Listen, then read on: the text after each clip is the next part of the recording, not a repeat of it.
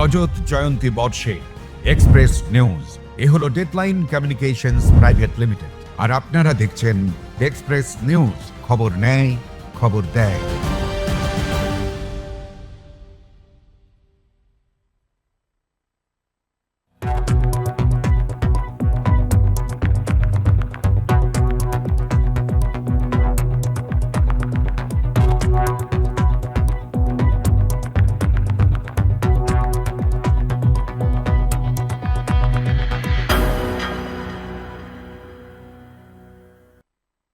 Health Express brought to you by Poroshmoni Healthcare Private Limited, Robotic Asansol.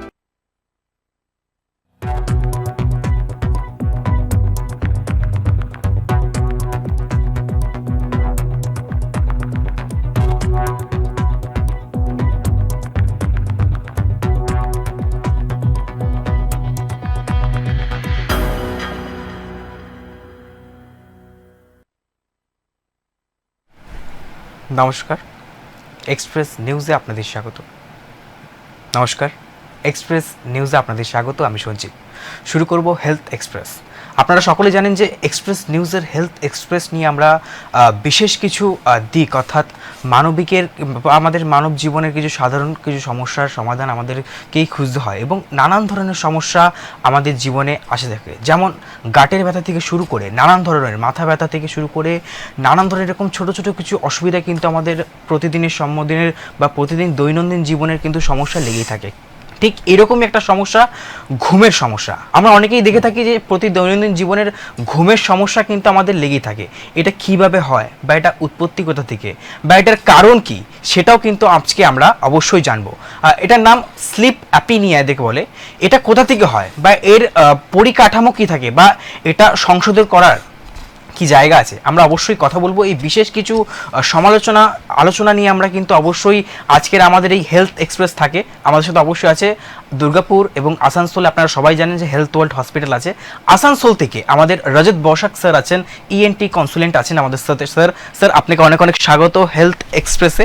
এর আগেও আপনার সাথে আমরা আলোচনা করে থাকি, এবং এই হেলথ এক্সপ্রেস নিয়ে কিন্তু আমাদের যে অডিয়েন্স আছে এক্সপ্রেস নিউজে, তাদের কিন্তু অনেক কিছু সমস্যা আছে, অনেক কিছু প্রশ্ন হচ্ছে তাদের মনে।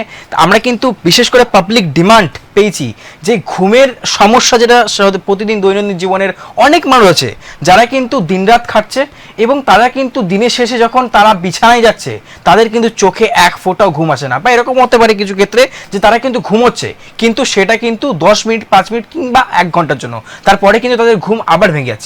স্যার, এই বিষয়গুলো নিয়ে আপনি কি বলবেন? অর্থাৎ অবস্ট্রাকটিভ স্লিপ অ্যাপেনিয়া এটা কি, বা এটার সংজ্ঞা কি আপনি যদি বলতে পারেন, পাশাপাশি এটি সাধারণ নাক ডাকা থেকে কিভাবে আলাদা, এই বিষয়ে আপনি কি বলবেন স্যার? প্রথমে আমি বলি যে আমাদের কিছু স্লিপ ডিসঅর্ডার রয়েছে, ঠিক আছে?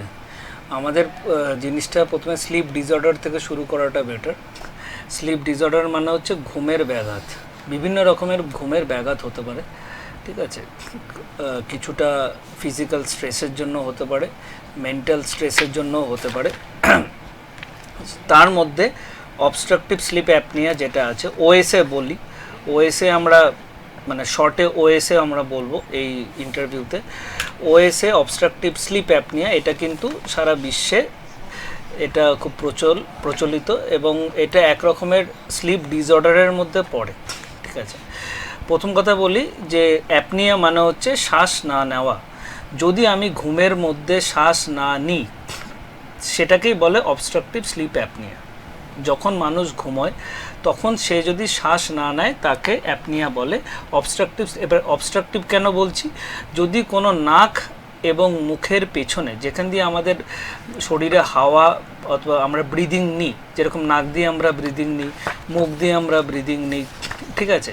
তো নাক এবং মুখের পেছনে যদি এমন কোনো অবস্ট্রাকশন থাকে, তাহলে কিন্তু আমাদের শ্বাস নিতে আমাদের অসুবিধা হয়, যেটা যদি ঘুমের সময় হয় তাহলে কিন্তু অবস্ট্রাকটিভ স্লিপ অ্যাপনিয়া হয়। আচ্ছা, আপনি যে অ্যাপিনিয়া নিয়ে কথা বলছি, অর্থাৎ আমরা স্লিপ অ্যাপিনিয়া নিয়ে কথা বলছি, এটা কি ভারতের মধ্যে কি কতটা সাধারণ, বা কতটা মানুষের মধ্যে এটা দেখা যায়, নাকি এটা বেসিক্যালি এখন ন্যাচারাল হয়ে গেছে, বেশিরভাগ মানুষের মধ্যে দেখা যায়? কোনটা আপনি বলবেন? আগে ইন্ডিয়ান কমিউনিটিতে আগে ওএসএটা একটু কম ছিল, আচ্ছা অবস্ট্রাকটিভ স্লিপ অ্যাপনিয়া কম ছিল, কিন্তু ওভার দ্য ইয়ার্স যত আমাদের সেডেন্টারি লাইফস্টাইল হয়ে গেছে, মানে হচ্ছে যত আমাদের ডেস্ক জব বেড়ে গেছে, যত আমাদের বিভিন্ন রকমের প্রযুক্তি এসে গেছে যেটাতে আমাদের কাজকর্ম করার দরকারই পড়ে না।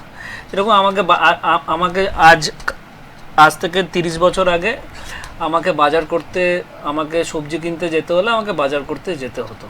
আজ আমাকে বাজার করার কোনো দরকারই পড়ে না, কারণ আমি সুইগিতে সোজা অর্ডার করে দিই, ব্যাস এবার সবজি এসে গেল। কিন্তু ব্যাপারটা হচ্ছে সবজি কেনাটা ইম্পর্ট্যান্ট না, সবজি কেনার জন্য যে আমার যে হাঁটাটা ছিল সেটা ইম্পর্ট্যান্ট, সেটা আমরা লুজ করে ফেলেছি। ঠিক আছে, এই অপরচুনিটিটা আমাদের কাছে আর নেই। আমরা আমেরিকান স্টাইলে এখন অভ্যাস করে ফেলেছি নিজেকে।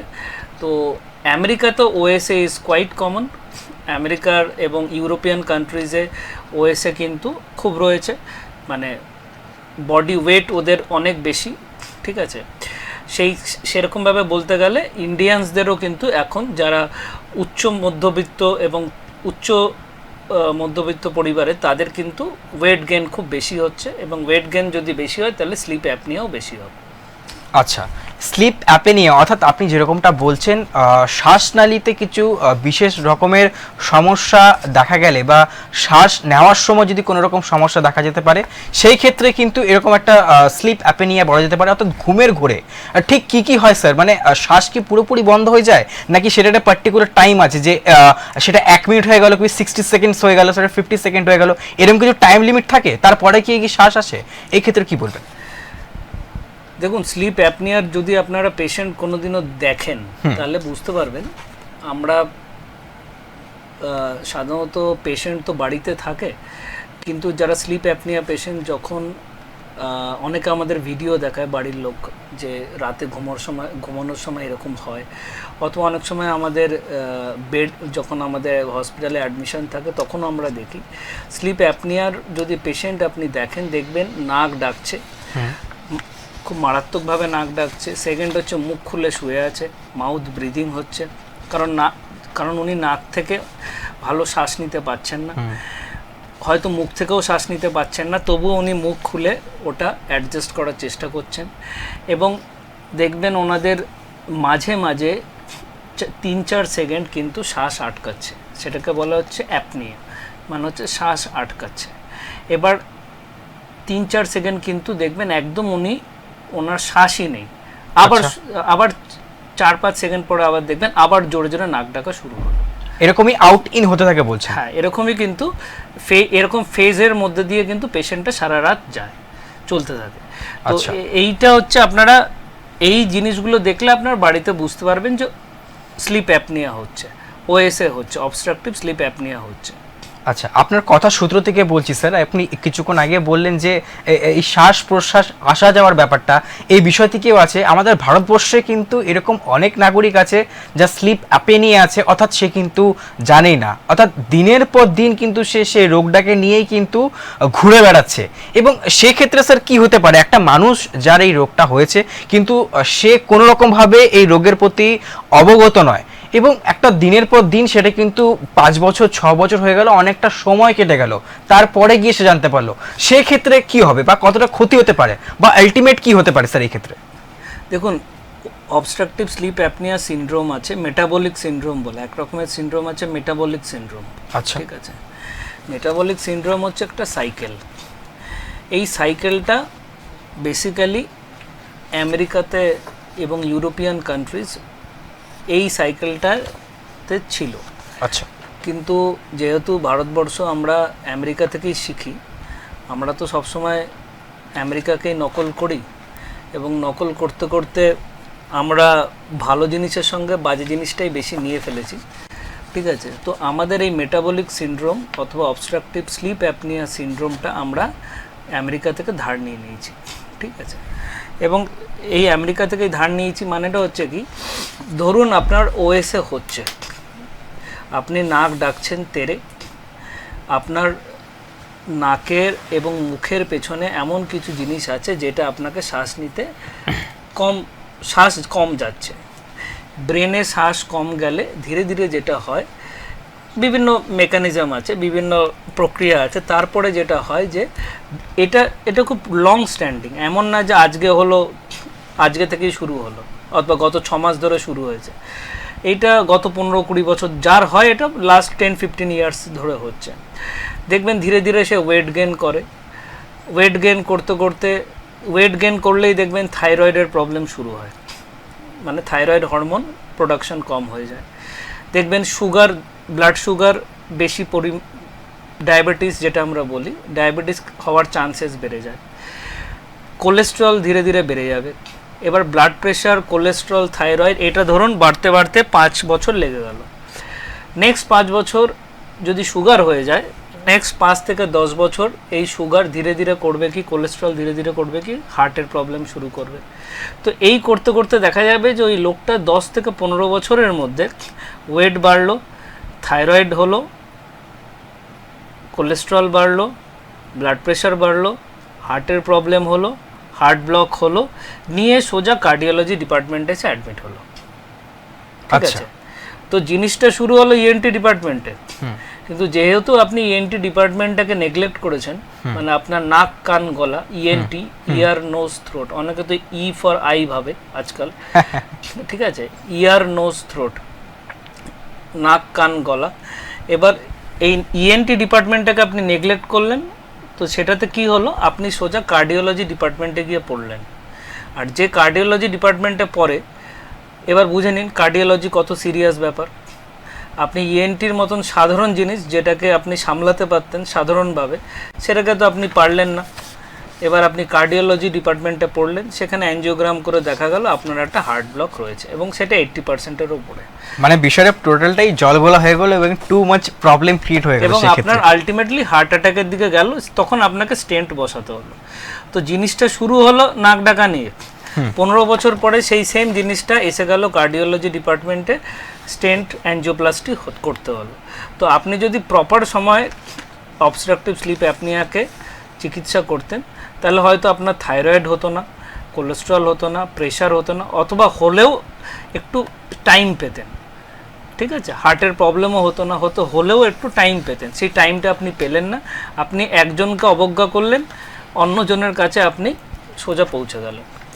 একদমই। তাহলে কি স্যার নাক ডাকা কি কোনো সব থেকে গুরুত্বপূর্ণ সমস্যার লক্ষ্য হতে পারে যে কোনো সাধারণ মানুষের ক্ষেত্রে? হ্যাঁ, আমার প্র্যাকটিসে তো আমি তাই দেখছি।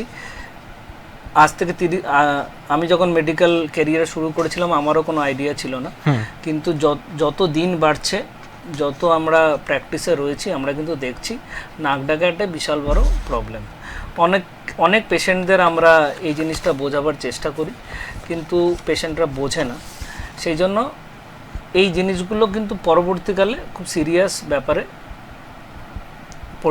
মানে পরিণত হয়। তাহলে কি তাদের মধ্যে স্লিপ অ্যাপনিয়া যে রোগটা আছে, একদম অবশ্যই কি তাদের মধ্যেও কি জন্ম নিচ্ছে? এই বিষয়ে কি বলবেন? তাদের মধ্যে জন্ম নিচ্ছে, এবং অবস্ট্রাকটিভ স্লিপ অ্যাপনিয়ার অনেক স্টেজ আছে। আচ্ছা, যারা মাইল্ড, মডারেট, সিভিয়ার আছে, যে মাইল্ড হচ্ছে তাকে আমরা খুব ইজিলি ট্রিটমেন্ট করে দিতে পারবো, যে মডারেট হচ্ছে তাকেও হয়তো ইজিলি করা যাবে, সিভিয়ারকে ট্রিটমেন্ট করতে করতে টাইম লাগবে। তো এবার পেশেন্টদের এটা ভাবতে হবে যে ওরা কোন স্টেজে আসতে চায়, প্রথম দিকে না পরের দিকে, সেটা পেশেন্টের ওপর ডিপেন্ড করছে। আচ্ছা, তো সাধারণভাবে যে প্রাথমিক যে শর্তগুলো আছে, অর্থাৎ বা চিহ্নিতগুলো আছে, সেগুলো মানুষের সাধারণভাবে কি করে উপলব্ধি করতে পারবে? প্রথম কথা হচ্ছে নাক ডাকা, দ্বিতীয় কথা হচ্ছে নেজাল অবস্ট্রাকশন।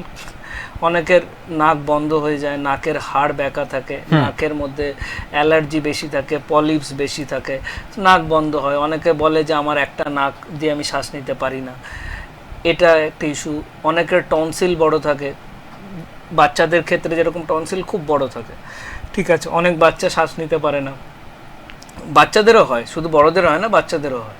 এবার নাকের পেছনে বাচ্চাদের অ্যাডিনয়েড গ্ল্যান্ড থাকে, সেটা দিয়েও শ্বাস নিতে পারে না অনেক সময়। এবং আরও অনেক, এবার মুখ খুলে শোয়, নেজাল অবস্ট্রাকশন হচ্ছে, মাউথ ব্রিদিং হচ্ছে, মুখ খুলে শুচ্ছে, রাতে চোকিং স্পেলস হচ্ছে, মানে রাতে শ্বাস আটকে যাচ্ছে, বারবার রাতে শ্বাস আটকে যাচ্ছে, ঠিক আছে। সকালের দিকে সারাদিন ঘুম ঘুম ভাব রয়েছে, অ্যাটেনশন পুরো হচ্ছে না, ঠিক আছে, অ্যাটেনশন পুরো হচ্ছে না, কনসেন্ট্রেশন করতে পারছে না, ঠিক আছে। এগুলো হচ্ছে স্লিপ অ্যাপনিয়ার হচ্ছে মানে মেন সিমটম। একদমই। দর্শক বন্ধুদের মনে করে দিতে চাই যে আমাদের সাথে এখন আছেন doctor Rajat Basak sir, consultant ENT, Asansol health world hospital থেকে। স্যার অবশ্যই ইএনটি ডিপার্টমেন্টে আছে এবং আমাদের আজকের বিষয় হচ্ছে স্লিপ অ্যাপেনিয়া, অর্থাৎ স্লিপ অ্যাপেনিয়া যে বিষয়টা আমরা বিশেষভাবে আলোচনা করে থাকছি আজকে ঘুমের কিছু দিক নিয়ে। অর্থাৎ ঘুমের কিন্তু সমস্যা যত দিন বাড়ছে আমরা দেখতে পাচ্ছি সাধারণ মানুষের মধ্যে কিন্তু একটা ঘুমের সমস্যা লেগে আছে। এরকম হতে পারে যে একটা মানুষ কিন্তু 24 ঘন্টার মধ্যে 20 ঘন্টা কাজ করছে, সে কিন্তু 8 ঘন্টাও ঠিক করে ঘুমাতে পারছে না, সে কিন্তু 5 ঘন্টা 1 ঘন্টাও ঠিক করে ঘুমাতে পারছে না। কেউ এরকমও হতে পারে যে সে ঘুমাচ্ছে কিন্তু 10 মিনিট পর তার কিন্তু কোনোভাবে ঘুম ভেঙে যাচ্ছে। এবার সে কিন্তু এই বিষয় নিয়ে খুবই চিন্তিত যে আমি এত খাচ্ছি, দিন রাত এত খাচ্ছি। স্যার আমাদের কিছু বন্ধুরা আছে, যারা আমাদের কিছু আত্মীয় স্বজনরা আছে, তারা কিন্তু রীতিমতো এই সমস্যাটা নিয়ে ভোগেন এবং এটা কিন্তু এখন একটি সাধারণ রোগ হয়ে দাঁড়িয়েছে মানব জীবনে। পাশাপাশি যে শ্বাসের ব্যাপার নিয়ে আমরা বলছি যে নাক ডাকা, আমরা কিন্তু অনেকেই নেগলেক্ট করে থাকি এই বিষয়টাকে, অনেকটা আমরা গুরুত্ব দিই না যে নাক ডাকা এত সাধারণ বিষয়, কিন্তু এই ক্ষেত্রেও কিন্তু অনেক বড়সড় কিছু বা অনেক গুরুত্বপূর্ণ কিন্তু রোগ বা অনেক একটা বৃহত্তর রোগ কিন্তু লুকিয়ে আছে, যেটা কিন্তু অবশ্যই পরবর্তীকালে আপনাদের জীবনে কিন্তু একটা বড় সমস্যার সম্মুখীন আপনাকে হতে পারে। আমরা ছিলাম যে বিষয় যে স্লিপ অ্যাপেনিয়া। স্লিপ অ্যাপেনিয়া স্যার এর কি কোনো বয়স আছে? অর্থাৎ আপনি একটু আগে বললেন যে 8 থেকে 80 সকলের হতে পারে, কিন্তু আমরা দেখে আসি সাধারণত যে বড়দের মধ্যেই কিন্তু এই বিষয়টা দেখা গিয়েছে। হ্যাঁ, এটা সাধারণত যত বয়স বাড়বে তত স্লিপ অ্যাপনিয়া বাড়বে। আচ্ছা, ঠিক আছে, যত বয়স বাড়বে, ওয়েট বাড়বে, ঠিক আছে, তত সিমটমসগুলো নেগলেক্টেড হতে থাকে। তো স্লিপ অ্যাপনিয়ার তো টাইম লাগে হতে ধীরে ধীরে, তো যত বয়স বাড়বে তত স্লিপ অ্যাপনিয়া বাড়বে। একদমই তাই। তাহলে আমরা স্লিপ অ্যাপেনিয়া নিয়েছিলাম বিষয় ঘুম কিন্তু অবশ্যই স্যার যেরকমটা বললেন যে এর কোনো বয়স হয় না। এর পাশাপাশি আমরা যদি এটাও দেখি যে শ্বাস প্রশ্বাসের একটা যেই রিদম থাকে, রিদমে কিন্তু কোনো রকম ব্রেক হলে বা সেটা অত্যাধিক মাত্রায় যখন আমরা সেটা ঘুমের ঘোরে নাক ডাকা বলি বাংলা ভাষায়, সেটাও কিন্তু দেখা হতে পারে এবং সেই ক্ষেত্রে কিন্তু একটা বড় ভূমিকা রাখে স্লিপ অ্যাপেনিয়া নিয়ে।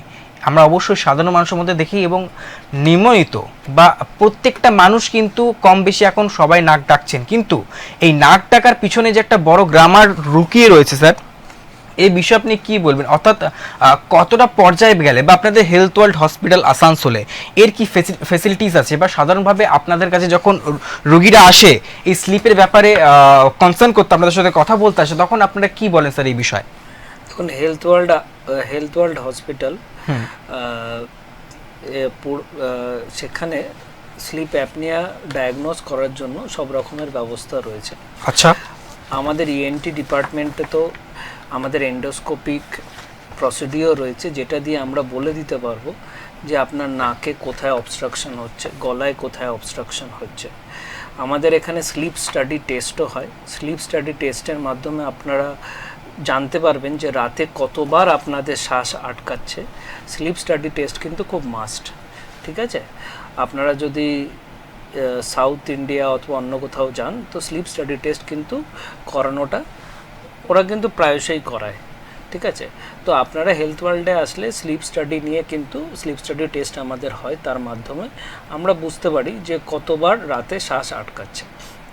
আচ্ছা, আর এবং তার জন্য যে ট্রিটমেন্ট সবগুলোই কিন্তু হেলথ ওয়ার্ল্ড হসপিটালে রয়েছে। স্লিপ অ্যাপেনিয়া কি স্যার এটা কি লাইফ টাইম অর্থাৎ আজীবনকালের জন্য কোনো সমস্যা হয়ে দাঁড়াতে পারে? এই বিষয়ে আপনি কি বলবেন? হ্যাঁ, এটা যদি ট্রিটমেন্ট না করেন এটা আজীবনকালের জন্যই হবে। এবং সবথেকে আশ্চর্যজনক ব্যাপার হচ্ছে যে এর যে সিমটম আছে সেই সিমটমসগুলো তো ঠিক আছে, সিমটমসগুলো নাক ডাকা, মুখ খুলে শোয়া, শ্বাস আটকে যাওয়া, এই সিমটমস তো আমরা দেখতে পাচ্ছি, কিন্তু যেগুলো আমরা দেখতে পাচ্ছি না যে এই স্লিপ অ্যাপনিয়ার জন্য আপনার কোলেস্ট্রল হাই হয়ে যাচ্ছে, থাইরয়েড আসছে, আপনার ব্লাড প্রেশার হাই হয়ে যাচ্ছে, আপনি কার্ডিয়াক প্রবলেমে ভুগছেন, ঠিক আছে। তো এই যে হিডেন এই জিনিসগুলো লুকিয়ে আছে না, এই হিডেন জিনিসগুলো কিন্তু ধীরে ধীরে করে আমরা জানতে পারছি। কোনো রোগ যাদের যদি হয় বা কেউ যদি আপনার কাছে আসেন, বিশেষজ্ঞদের কাছে আসেন, আপনাদের কাছে আসেন পরামর্শ নিতে, তখন সেই ক্ষেত্রে আপনারা প্রথমে কি প্রেফার করেন? যে ঘরোয়া কিছু টোটকা যে আপনারা এইভাবে বা এইরকম কিছু মেডিটেশন করে এটাকে ঠিক করতে পারেন, এটাকে নিয়ন্ত্রণ আনতে পারেন, নাকি আপনারা ডাইরেক্ট তাদেরকে মেডিসিন প্রেফার করে দেন? এই ক্ষেত্রে আপনারা কি করেন? আপনারা ওয়েট রিডাকশন, ঘরোয়া টোটকা যেরকম হচ্ছে ওয়েট রিডাকশন আপনারা করতে পারেন। আচ্ছা, কথা প্রথমে ওয়েট রিডাকশান আপনাকে করতে হবে। দ্বিতীয় কথা হচ্ছে আপনাকে যোগা করতে হবে, তাতে বডি অনেকটা ফিট হবে। আপনাকে নেজাল ব্রিদিং এক্সারসাইজ, কিছু যোগাতে নাকের কিছু এক্সারসাইজ আছে, সেগুলো আপনাকে করতে হবে। আপনাকে ফ্যাট ফ্রি ডায়েট খেতে হবে, ঠিক আছে? কোলেস্ট্রল জাতীয় খাবার দাবার আপনি কম খাবেন, প্রোটিন ডায়েট খাবেন, জল বেশি করে খাবেন, ঠিক আছে? ওয়েট রিডিউস করবেন। এইগুলো দিয়ে আপনারা শুরু করবেন, তারপরে আমরা আপনাদের ডায়াগনোজ করে আমরা মেডিসিন স্টার্ট করব। পাশাপাশি কিন্তু স্যার আমরা এটাও দেখতে পারি যে স্লিপ অ্যাপেনিয়া আক্রান্ত রোগীরা পর্যাপ্ত ঘুমের পরেও কিন্তু তারা ক্লান্ত বোধ করেন নিজেদেরকে। তারা কিন্তু অবশ্যই ভাবেন যে তারা কিন্তু অবশ্যই ঘুমাচ্ছেন না, পাশাপাশি কিন্তু তারা যখন ঘুমাচ্ছেন 1 ঘন্টার জন্য হোক 2 ঘন্টার জন্য হোক, ঘুমানোর পরও কিন্তু তাদের একটা ক্লান্তি ভাব রয়েই যায়। এই ক্ষেত্রে আপনি কি বলবেন? দেখুন, স্লিপ অ্যাপনিয়া হলে ব্রেনে আপনি শ্বাস নিতে পারছেন না, তো ব্রেনে অক্সিজেনও কম যাবে। ব্রেনে যদি অক্সিজেন কম যায় তো ব্রেনের যে পর্যাপ্ত অক্সিজেন দরকার সেটা ব্রেন পায় না। সেই জন্য ঘুম হওয়ার পরেও মনে হয় যে ঘুম ঠিক করে হয়নি। সেই একটাই কারণ, যে সেই জন্য যারা স্লিপ অ্যাপনিয়ার পেশেন্ট তারা কিন্তু ঘুম থেকে উঠে তাদের ঘুম ভাবটা কিন্তু থাকে, তাদের অ্যাটেনশন অথবা কনসেন্ট্রেশন কিন্তু বেশি ক্লিয়ার হয় না, ঠিক আছে? তো এইগুলো কিন্তু আপনাদের জানতে হবে। আমরা অনেকের দেখেছি যে সাধারণ কিছু মানুষের মধ্যে দেখেছি তারা কিন্তু যখন সকালবেলায় ঘুম একদম প্রাতকালে যখন তারা উঠছে, তারা যখন প্রথমেই কিছু কাজ না করে নর্মালি উঠছে, তাদের মাথায় কিন্তু একটা ব্যথা বা একটা হেডেক কিন্তু রয়েছে, যেটা কিন্তু সমস্যা সকালবেলায় অর্থাৎ একদম প্রথম দিনের শুরুতে দেখা যাচ্ছে। সকালের মাথা ব্যথা কি স্লিপ অ্যাপেনিয়ার সাথে কোনো সম্পর্কিত রয়েছে? এক্ষেত্রে আপনি কি বলবেন? স্লিপ অ্যাপনিয়ার সঙ্গে কিছুটা রিলেটেড থাকতে পারে। হয়তো ওনার নেজাল কনজেশন হচ্ছে, নাক ব্লক হচ্ছে, অ্যালার্জি হচ্ছে, হয়তো হতে পারে মাইগ্রেন আছে, সেটাও হতে পারে, ঠিক আছে? মাইগ্রেনও স্লিপ অ্যাপনিয়া থেকে মাইগ্রেনও হয়, ঠিক আছে? একটা কমপ্লিকেশন বলতে পারবো। স্লিপ অ্যাপনিয়ার অনেক কমপ্লিকেশন আছে, মাইগ্রেনও এক রকমের কমপ্লিকেশন আছে। যদি স্লিপ অ্যাপনিয়া থাকে তাহলে কিন্তু মাইগ্রেনও হতে পারে, মাইগ্রেনের ব্যথা থেকেও হতে পারে। নাকে অ্যালার্জি আছে, নাক ব্লক আছে, সেটা থেকেও হতে পারে। তো সেটার ক্ষেত্রেও স্লিপ অ্যাপনিয়া একটা পার্ট রোল প্লে করে। এক্স্যাক্টলি। স্লিপ অ্যাপেনিয়া স্যার কি, এটা কিভাবে, অর্থাৎ কোনো মনোযোগকারী বা কোনো স্মৃতিশক্তির ওপর কি কোনো হ্রাস দেখা দিতে পারে এই স্লিপ অ্যাপেনিয়ার ক্ষেত্রে? হ্যাঁ, স্লিপ অ্যাপনিয়ার ক্ষেত্রে ব্রেনে যদি অক্সিজেন কম যায়, হ্যাঁ, আপনি যেই জিনিসকেই কম খাওয়াবেন, হ্যাঁ, আপনি আজ জিমে যাচ্ছেন না, তো আমরা এক্সপেক্ট করতে পারি আপনার মাসেল নর্মাল থাকবে, ডেভেলপ মানে মাস্কুলার আপনি হবেন না। একদমই তাই। আপনি রোজ পড়াশোনা করছেন না, তো আমরা এক্সপেক্ট করতে পারি যে আপনি ক্লাসে কম মার্কসই পাবেন। এক্স্যাক্টলি, ঠিক আছে? আপনি কোনো গাছে জল দিচ্ছেন না, তো আমরা কিছুদিন পর গিয়ে দেখব, আফটার 2 উইকস দেখব গাছটা মরেই গেছে, ঠিক আছে? তো যেই জিনিসটাকে আমরা কেয়ার করব না, সেই জিনিসটাকে কেয়ার টাইম করে দেয়, সময়ের সাথে সাথে যেই জিনিসটা ঝরে যায়।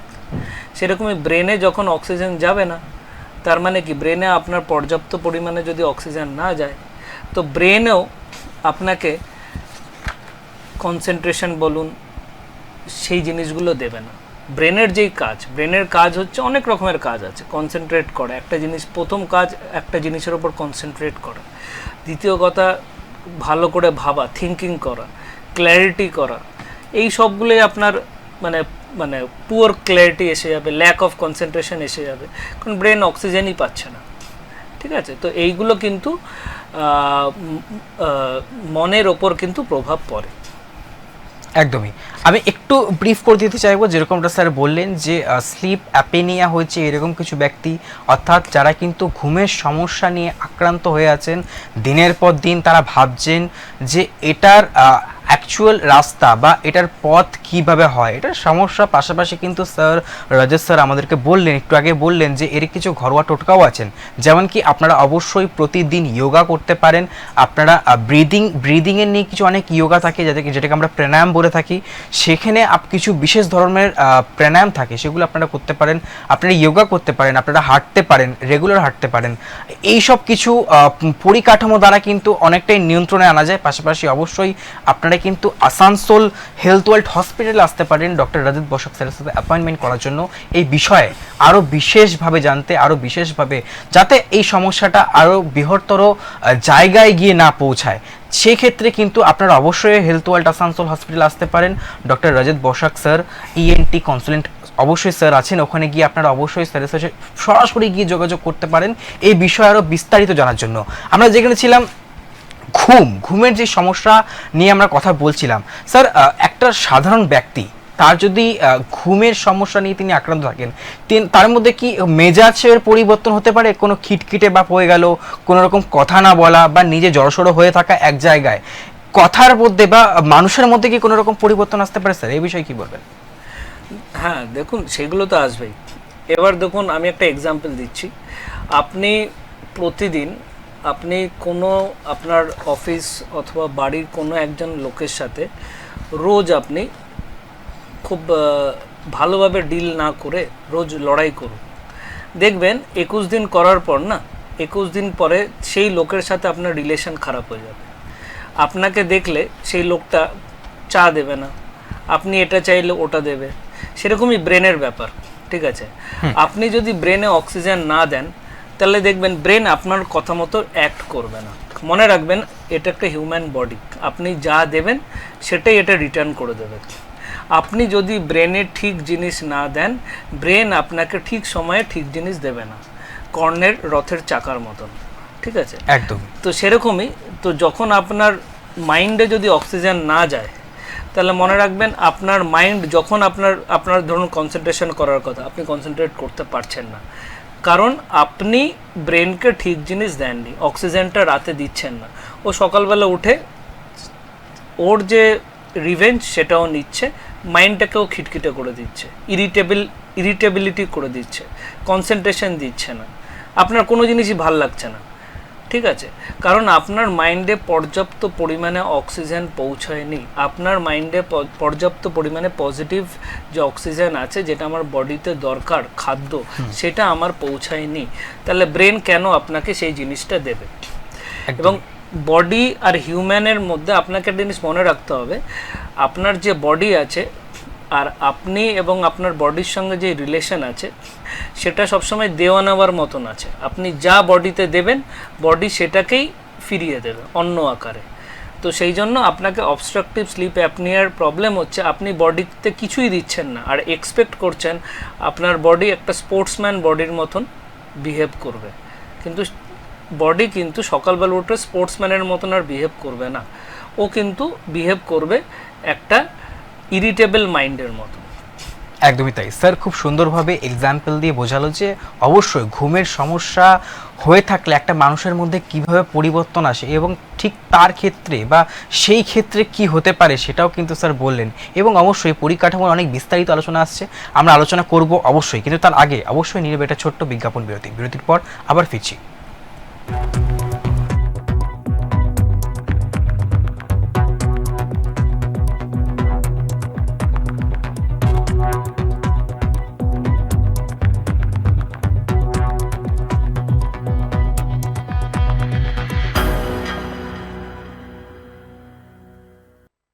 হেলথ ওয়ার্ল্ড হসপিটালস আসানসোল আপনাদের জন্য এই অঞ্চলে প্রথমবার নিয়ে এসেছে অত্যাধুনিক পেট সিটি স্ক্যান মেশিন।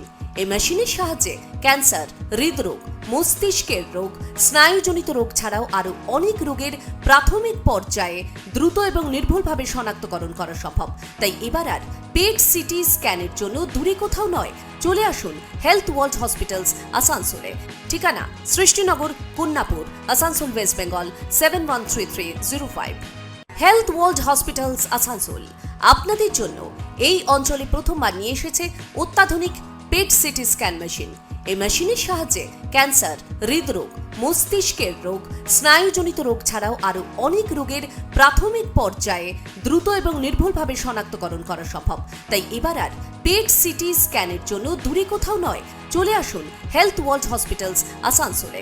ঠিকানা Srishtinagar, Kanyapur, Asansol, West Bengal 713305। Health world hospitals Asansol আপনাদের জন্য এই অঞ্চলে প্রথমবার নিয়ে এসেছে অত্যাধুনিক পেট সিটি স্ক্যান মেশিন। এই মেশিনের সাহায্যে ক্যান্সার, হৃদরোগ, মস্তিষ্কের রোগ, স্নায়ুজনিত রোগ ছাড়াও আরও অনেক রোগের প্রাথমিক পর্যায়ে দ্রুত এবং নির্ভুলভাবে শনাক্তকরণ করা সম্ভব। তাই এবার আর পেট সিটি স্ক্যানের জন্য দূরে কোথাও নয়, চলে আসুন হেলথ ওয়ার্ল্ড হসপিটালস আসানসোলে। ঠিকানা সৃষ্টিনগর, কুন্নাপুর, আসানসোল, ওয়েস্ট বেঙ্গল 713305।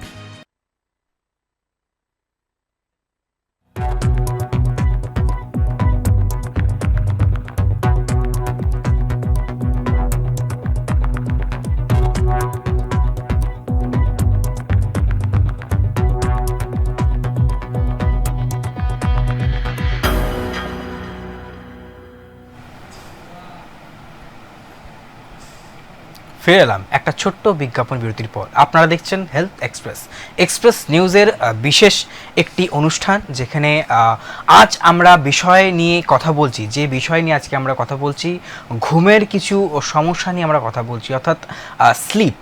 এই স্লিপ নিয়ে কিন্তু মানুষের মধ্যে অনেক সমস্যার সম্মুখীন হতে হয় দৈনন্দিন জীবনে। কি করার জন্য, কি না করার জন্য স্লিপ ভালো হতে পারে, স্লিপ খারাপ হতে পারে, ঘুমের যেই একটি দিক আছে।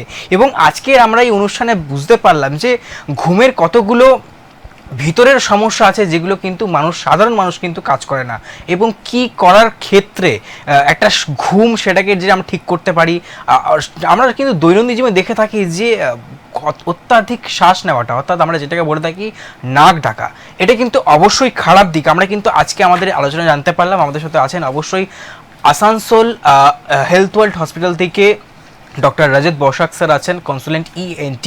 অবশ্যই স্যার বলছিলেন যে ঘুমের যেই গ্রামাটিক্যাল ভাগগুলো আছে সেগুলো কিন্তু আমরা বিস্তারিত আলোচনা করছিলাম। স্যার, আমরা যেখানে ছিলাম যে অত্যাধিক ঘুম বা যাদের প্রতি এই ঘুমের একটা সমস্যা আমরা দেখতে পেয়েছি, সেক্ষেত্রে কি কোনো রকম হাঁপানি, অর্থাৎ আমরা তো কথা বলেছি, আমরা তো দেখতে পেয়েছি শ্বাস প্রশ্বাসের একটা কিন্তু লং লাস্টিং একটা প্রবলেম তাদের মধ্যে থাকে।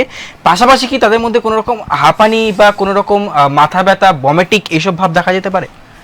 হ্যাঁ, দেখুন, এখন ধীরে ধীরে যদি আপনার নাক ব্লক হয়, শ্বাস নিতে অসুবিধা হয়, ধীরে ধীরে যে আমাদের লাংসের প্রবলেমও সেটাও কিন্তু শুরু হয়।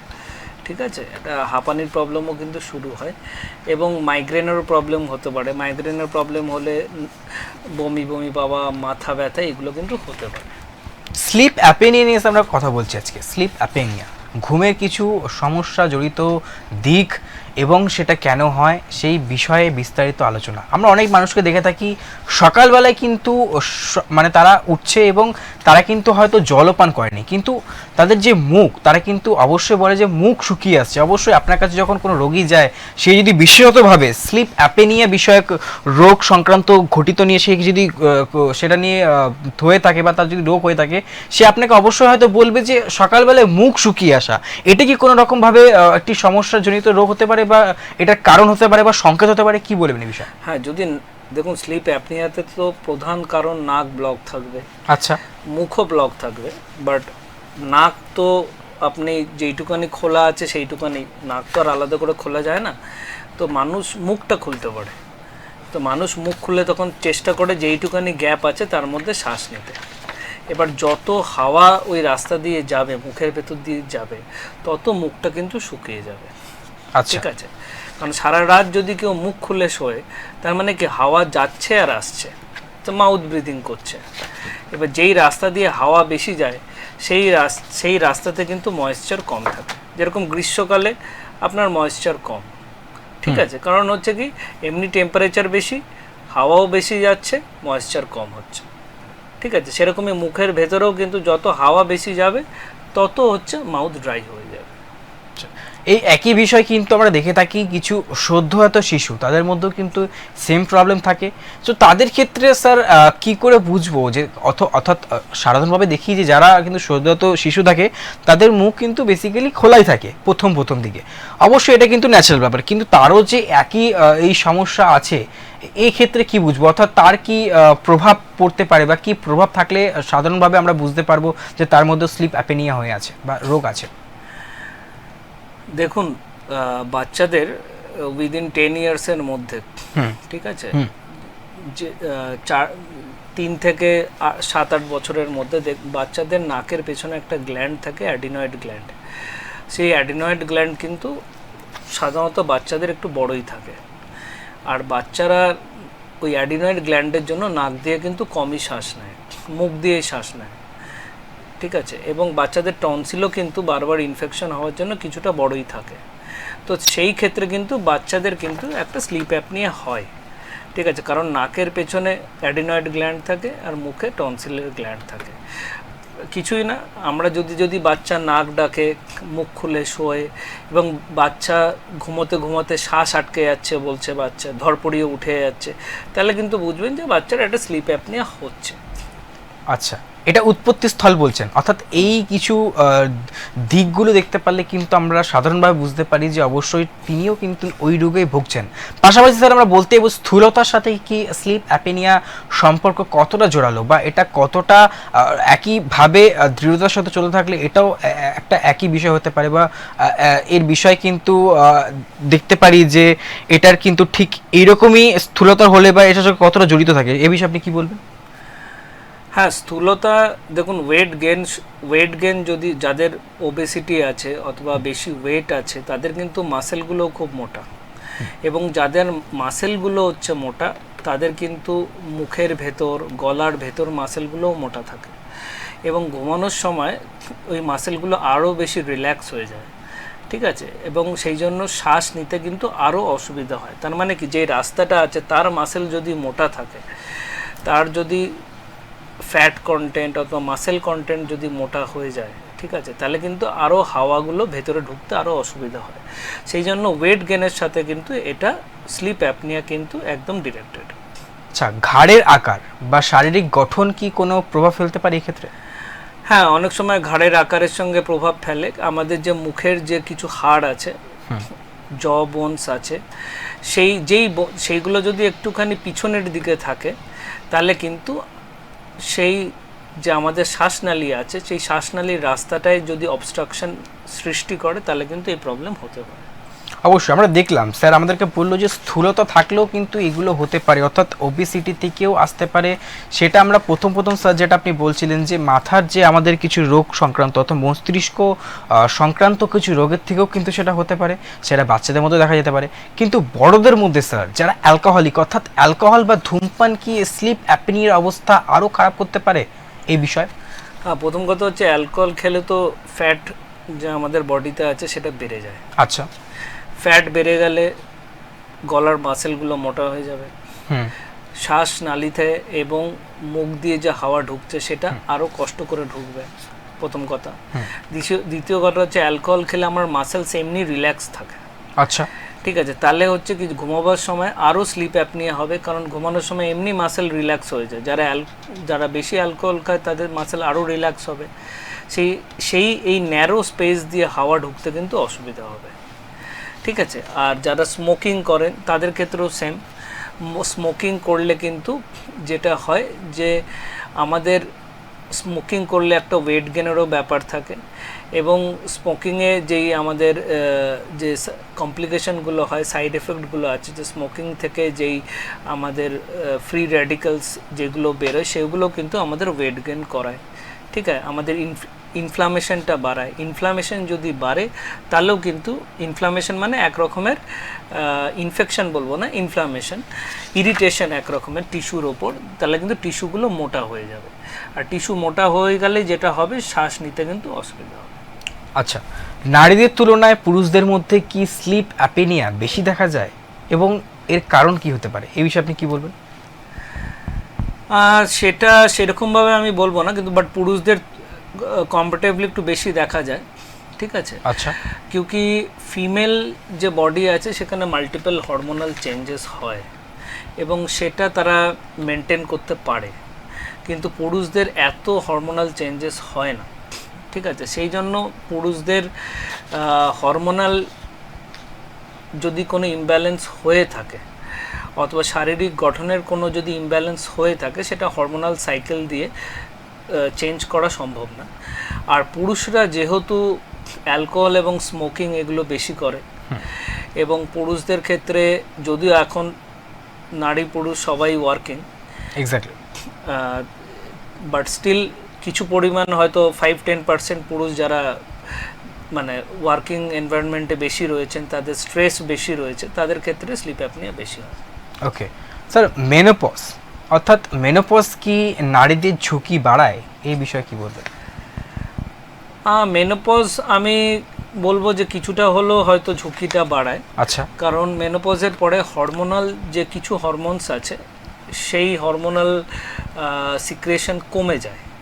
এবার হরমোনাল সিক্রেশন কমে গেলে ফিমেল বডিতে যে মাসেলের যে স্ট্রেংথ আছে সেটাও কিছুটা পরিমাণে কমে যায়। এবার মাসেলের স্ট্রেংথ যদি কমে যায়, মাসেল যদি বেশি রিল্যাক্স হয়ে যায়, তাহলে কিন্তু শ্বাস নিতে শ্বাসের দিক থেকে কিন্তু অসুবিধা হয়। তো আমি বলবো কিছুটা হলেও মেনোপজ কমায়। আমরা স্যার অনেক ক্ষেত্রে দেখেছি যে অনেকের নাক বন্ধ থাকে এবং তারা কিন্তু এটা সাধারণভাবে ভেবে নেয় যে সর্দির কারণে হতে পারে বা এটা সাধারণ সমস্যা বলে কিন্তু তারা ধরে নেয়। কিন্তু বিগত বেশ কয়েকদিন ধরে পরপর দিনগুলিতে যদি তাদের নাক বন্ধ থাকে, বা আমি বলতে চাইছি নাক বন্ধ থাকা বা সাইনাসের সমস্যা কি একটি স্লিপ অ্যাপনিয়ার কারণ হতে পারে? দেখুন, নাক বন্ধ থাকে হতে পারে নাকের হাড় ব্যাকা আছে, নেজাল সেপ্টাম ব্যাকা আছে, ডেভিয়েটেড আছে, সেটা থেকে হতে পারে। অ্যালার্জি বেশি আছে, নাকের ভেতরে অ্যালার্জি বেশি আছে। আচ্ছা। এবং অ্যালার্জি বেশি থাকলে যেটা হয় যে নাকের ভেতরে যে স্ট্রাকচারগুলো আছে সেগুলো খুব মোটা হয়ে যায়, ঠিক আছে? সেই ক্ষেত্রে কিন্তু নেজাল ব্লকেজ বেশি হয়। যদি নেজাল ব্লকেজ বেশি হয় তাহলে কিন্তু স্লিপ অ্যাপনিয়া হওয়ার চান্সও বেড়ে যায়। আচ্ছা স্যার, এই ক্ষেত্রে বড় টনসিল বা অ্যান্ড্রয়েডের ভূমিকা কি হতে পারে? হ্যাঁ, টনসিল বাচ্চাদের ক্ষেত্রে কিন্তু বড় থাকে, অনেক সময় অনেক অ্যাডাল্ট লোকেরও টনসিল বড় থাকে। আর নাকের পিছনে যেই বাচ্চাদের গ্ল্যান্ড থাকে, অ্যাডিনয়েড গ্ল্যান্ড, সেটা তো সাধারণত বড়ই থাকে বাচ্চাদের। তো আমরা নাকের পিছনে মানে নাক দিয়ে যে শ্বাস নিচ্ছি সেটা যদি অ্যাডিনয়েড গ্ল্যান্ডের জন্য না নিতে পারি এবং মুখ দিয়ে যে শ্বাস নিচ্ছি সেটা যদি টনসিল দিয়ে না নিতে পারি, তাহলে কিন্তু আমাদের স্লিপ অ্যাপনিয়া হতে পারে। আচ্ছা স্যার, পাশাপাশি যদি আপনাকে জিজ্ঞেস করি, এটা কি কোনোভাবে বংশগত হতে পারে? অর্থাৎ আমি বলতে চাইছি, ধরুন কোনো অর্থাৎ বাবা বা মায়ের তার কিন্তু স্লিপ অ্যাপনিয়া আছে, সেক্ষেত্রে কি তাদের ছেলে মেয়েদেরও স্লিপ অ্যাপনিয়া হতে পারে, বা এটা কি কোনো বংশ বিস্তারগত বা বংশগত কি একটা রোগ হতে পারে? সাধারণত বাবা মার থেকে ছেলে মেয়েরাও নিজেদের বডি স্ট্রাকচারগুলো পায়, ফেশিয়াল ডেভেলপমেন্ট পায়। মানে আমার নাকের হাড় কীরকম হবে সেটা আমার বাবা মার থেকেই এসছে। আমার গলার যে জ বোনস কীরকম হবে সেটাও আমার বাবা মার থেকেই এসছে। তো যদি আমার ফেশিয়াল স্ট্রাকচার, আমার মুখের গঠন আমার বাবা মার মতন হয়, যেটা সাধারণত সব ক্ষেত্রেই হয়ে থাকে, তাহলে কিন্তু ওনাদের যদি স্লিপ অ্যাপনিয়া থাকে তাহলে সেই ক্ষেত্রে আমারও স্লিপ অ্যাপনিয়া থাকবে। স্যার, স্লিপ অ্যাপনিয়া নিয়ে আমরা কথা বলছি, এক্ষেত্রে কি কোনো বিশেষ ওষুধ বা কোনো বিশেষ অপারেশন এক্ষেত্রে দেখা যেতে পারে যে কোনো মানুষ বা কোনো সাধারণ মানুষ যদি আপনার সাথে কনসার্ন করতে আসে এই বিষয় নিয়ে, বা সে চায় কোনো ওষুধ ছাড়াই সে অন্যরকমভাবে বা অন্য কোনো পদ্ধতিতে সেই রোগটিকে নিয়ন্ত্রণ করতে চাইছে, সেই ক্ষেত্রে আপনারা কি বলেন? আমরা কিছু নাকের স্প্রে দিই। আচ্ছা, ঠিক আছে, যাতে নাকটা খোলে। ঠিক আছে, কিছু অপারেশন আছে, নাকের অপারেশন আছে, টনসিলের অপারেশন আছে, কিছু গলারও অপারেশন আছে, সেগুলোও আমরা করি। সেইগুলোতে কিন্তু আমাদের স্লিপ অ্যাপনিয়া অনেকভাবে কমে যায়। কিছু সিপ্যাপ মেশিন আছে, সিপ্যাপ মেশিন নাকে দিয়ে আমরা রাত্রে ঘুমোতে বলি, ঠিক আছে, সেটাতেও অনেকটা স্লিপ অ্যাপনিয়া কমে। সেক্ষেত্রে স্যার আমরা দেখতেই পারি সাধারণ কিছু মানুষ সে কিন্তু ঘুমের দিকে তার কিন্তু অনেকটাই ভঙ্গি চেঞ্জ হয়ে থাকে। অনেক মানুষ আছে সে কিন্তু সাইড ফেজে ঘুমায়, অনেকে আছে যে ফ্রন্ট ফেজে ঘুমায়। তো এক্ষেত্রে একটি স্লিপ অ্যাপনিয়ার কি সমস্যার কোনো কারণ হতে পারে, বা এর কোনো ভঙ্গি দেখতে পারে স্লিপ অ্যাপনিয়ার ক্ষেত্রে? এই ক্ষেত্রে না, মানে ও হয়তো সাইড ফেসে ঘুমোচ্ছে, হ্যাঁ, হয়তো ওই দিকটার কমফোর্টেবল রয়েছে, আচ্ছা, কারণ অন্যদিকে ওর নাকটা হয়তো ব্লক আছে। হতে পারে যে ওর ওটা থেকে স্লিপ অ্যাপনিয়া হয় না, কিন্তু হতে পারে স্লিপ অ্যাপনিয়ার জন্য ওই ভঙ্গিতে ও ঘুমোচ্ছে, কারণ ও নিজের মতন করে অ্যাডজাস্ট করে নিচ্ছে যে কিভাবে ওর নাক এবং মুখ দিয়ে শ্বাস নেয়। একজন সাধারণ মানুষ তার স্লিপ অ্যাপনিয়া হচ্ছে, সে সাধারণভাবে কিভাবে নির্ণয় করবে যে তার স্লিপ অ্যাপনিয়া হয়েছে?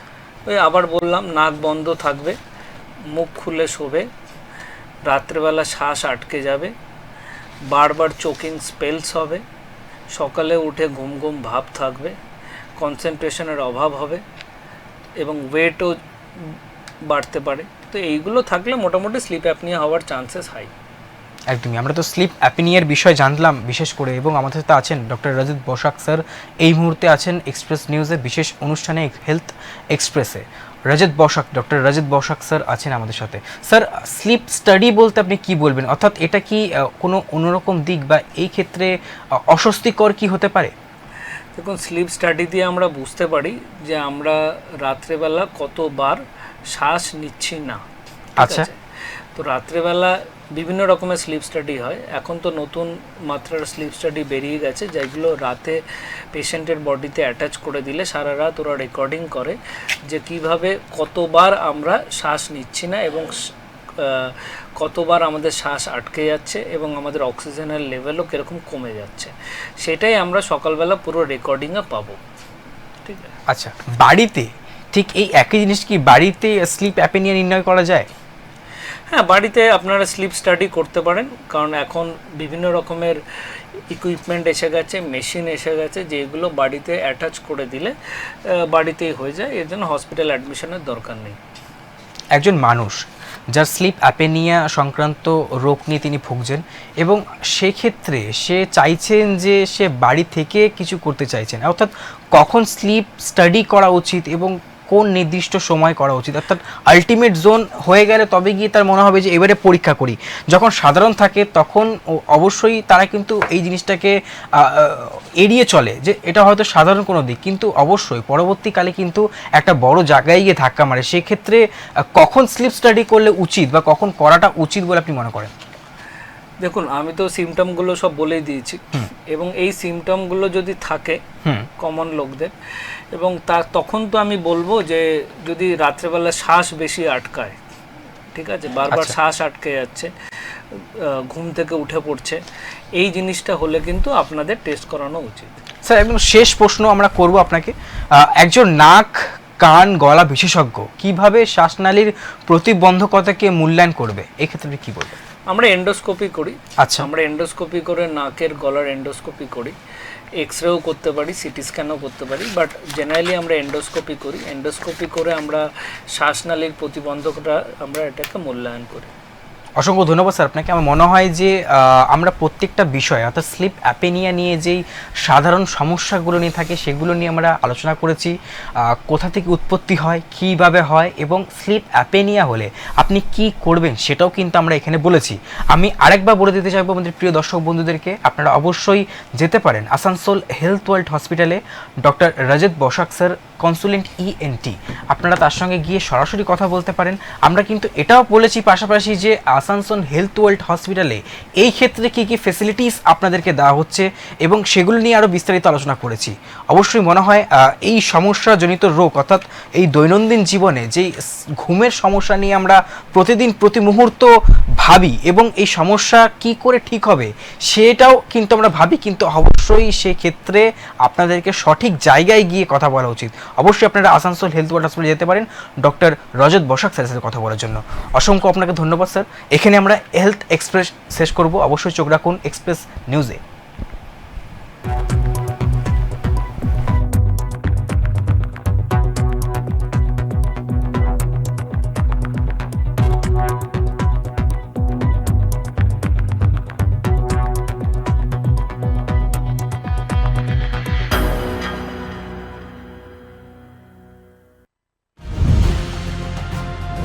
রজত জয়ন্তী বর্ষে এক্সপ্রেস নিউজ এ হলো ডেডলাইন কমিউনিকেশনস প্রাইভেট লিমিটেড, আর আপনারা দেখছেন এক্সপ্রেস নিউজ, খবর নেয় খবর দেয়।